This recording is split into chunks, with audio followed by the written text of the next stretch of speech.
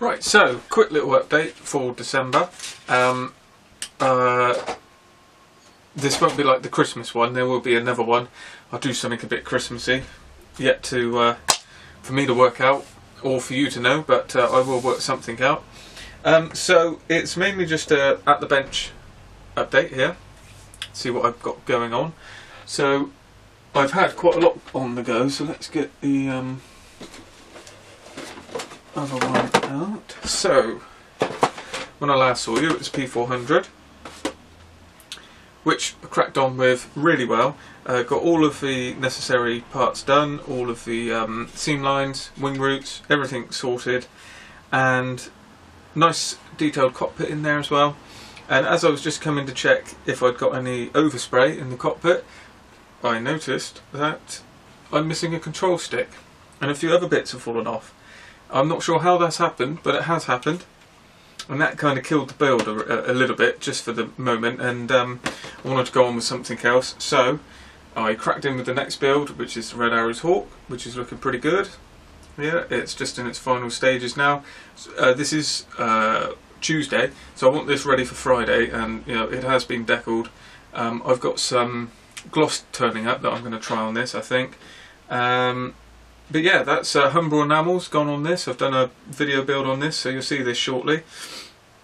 I'm being a little bit surprised at how me just handling it is affecting the enamels. I've had it wear off in many places, which has surprised me somewhat, but nevertheless I'm working with that now, so I'm just trying to touch on the mast canopy bit, and I want to get some gloss seal, well, a clear coat on this to seal it in as soon as possible, really. Bit of a nightmare with the decals on the underneath here, where you've got, I don't know what they'd be called, but the bits that control the flaps there. I mean, there's just no way you're ever going to get the decals over it, but one way or another I've managed to sort of cut around it, and it's fine for what it needs to be, so I'm not going to lose too much sleep over it. But it's been a nice build, and it certainly looks like a red arrow, so you know, I'm pleased with that. In flight as well, so that's that one. So then, as well as that, because that was built in pretty much 2 hours, I think it was all together, I got the Spitfire Mk.Vb on the go. Now we really are into primer stage here, so I've already primed it a little bit, just checking wing roots. Seems I've had a little bit of problem with the fairings on the guns, so I'm just trying to check those and all the last few parts. But apart from that, it's looking pretty good, so I'm imagining I'm going to get some primer on this tonight. So I'm hoping once that's done, we should be ready to go straight into paint colours. I've got all the other bits cut out, so that's good, and this is filmed again as well. I've only got one more build to try and squeeze in.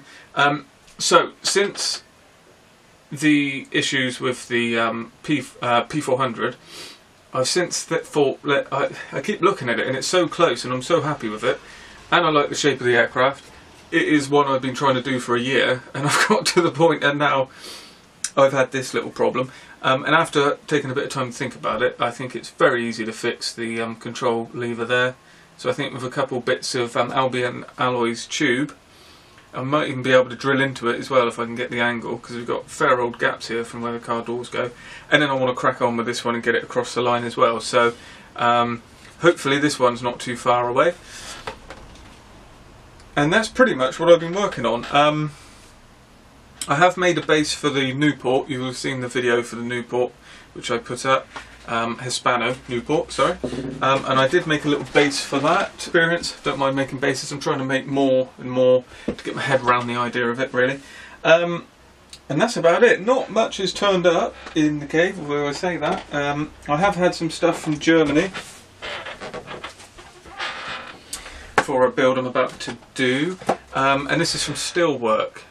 So I doubt any of you have really dealt with them in the past, but I've got a little bit of some update bits. They do quite a lot of sort of Spanish related stuff, so for the Azure kits and the RS models kit.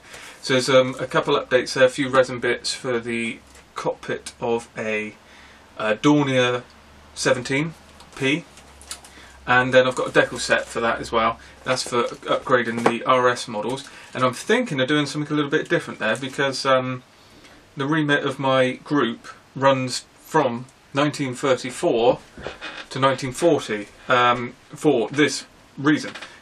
so that you could actually have some of the post-war, some of the actual Spanish Air Force markings, where they go back to red, yellow, red, like they are today, as far as the flag's concerned, and they get the some red markings in the actual black circles as well, and they do away with the sort of Condor Legion markings and go more to traditional markings that they're more or less carrying today in one way or another. And we get some propeller decals in that as well, because they also do a set for that. So that's quite useful. So I'm thinking that might be something a bit different. Some of these are sort of short run, so short run. Some of these are what do they call it? They call it, it's used using a different technology, but it basically means that the decals aren't pre-cut, so the carrier film's all over the sheet, but that's nothing to worry about. They do some nice cockpit, hang on, not cockpit, instrument panels for some of these obscure kits. This is for the Volti V1, for instance, you know, and it says instrument panel decal there, so that's very useful. And this is the reason, that was just to make up an order, because it's from Germany, like I said, but the reason for that is for this kit, which I'm going to be entering into a group build. I don't want to sign myself up to that too soon in case there's a disaster, because usually I don't think I've only completed one group build these days, since I've started, so I don't want to sign up too much, but in this one, this is what made the order from the German company, Steelwork. Is the correction set for this. So in here you get some instrument dials, like I was just talking about, but mainly we're after the propeller, which I didn't realise when I reviewed this kit, is what is the word? Forget the word now, but it's cut the wrong way. So the blade in the kit is actually shaped the opposite to what it actually is. So this is a corrected one, and the horizontal stabilisers there are corrected as well. I can't actually tell you what the difference is, but there is a difference. I can't remember what it is, but I have seen that there was a reason for it. So anyway, it corrects this part, which is apparently wrong as well in the kit. I think it's the cutaway there. It's very subtle, but you know, this is very cheap stuff. And the chap was very nice at the company to chuck in a sample of the British Vickers machine gun that he does. So it's a resin machine gun with etch brass sights. So I'll put a link to the website in the description below, so if you feel free to check them out.